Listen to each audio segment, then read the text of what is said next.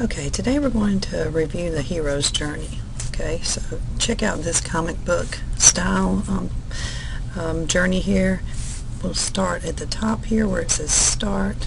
And so the hero's journey, remember, it starts out with the call to adventure, and this is when the hero receives some sort of calling or signal that he has been summoned to this next stage of his life, or summoned to go on this great adventure.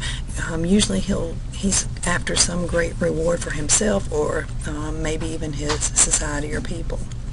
And then he or she goes through this refusal of the call. So the hero kind of hesitates, not really sure if they want to go.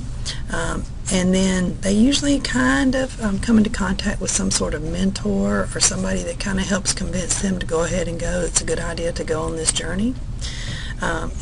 There's almost always some sort of supernatural aid, so something within the supernatural world kind of helps them in some way, like a tool, maybe a sword just happens to pop up, or an olive tree like in the Odyssey. And then they cross over this first threshold, and so they kind of go they're locked into their journey. They kind of probably square off against someone, maybe even something in the supernatural, and to get to where they're going. And then they go through a lot of trials and tribulations on this journey. They almost always have some sort of atonement or some sort of realization, and then they start on their return home. And once they return home, they're a little, usually there's some sort of obstacle that stands in the way of returning home, and then they finally cross over into the threshold of being home. And here is a separate picture there. You notice you've got the call to adventure, the refusal of the call, the meeting with the mentor, crossing the threshold, the tests, the allies and the enemies show up. They've got to go to some deep, dark recesses, typically supernatural, go through some supreme ordeal. There's some sort of reward, and there's a final roadblock on the way back to this rebirth or new knowledge, and then they finally return to the ordinary world with their changed mindset. They've achieved their quest almost always in these epic hero adventures. Now for your activity, you are going to come up with your own hero, and you're going to have to create a poster that shows a picture of your hero, name of your hero, and you're going to describe an adventure that your hero goes on. I know you guys like Spider-Man, so I have created one with Spider-Man. So the very first thing, the ordinary world. That's the first step on your hero's journey. And Peter Parker is just a nerdy kid at school, right? And he's an orphan, and he's not typically happy with his life.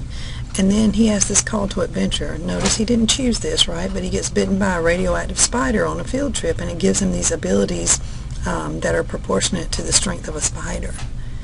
Number 3, the assistance. His Uncle Ben teaches him that with great power comes great responsibility. So that's Uncle Ben is kind of like his mentor. And then his first trial, an early death of his mentor. Uncle Ben is killed by a thief, and Peter decides to hunt him down as Spider-Man. And up until now, his abilities have just kind of been new, and he's used them to make a little bit of money, but now he realizes that he's got this bigger plan.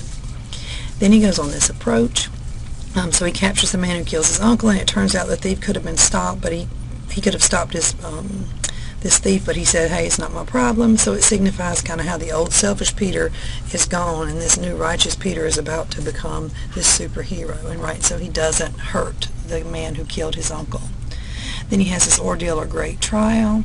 He learns how to use his spider skills, and he establishes his life in the city, so he's practicing, getting better with the skills.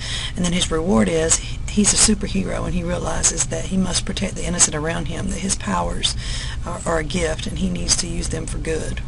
And then his return, he swings through the city as Spider-Man, and he understands what his Uncle Ben was trying to tell him, that with great power comes great responsibility, and he is living that example.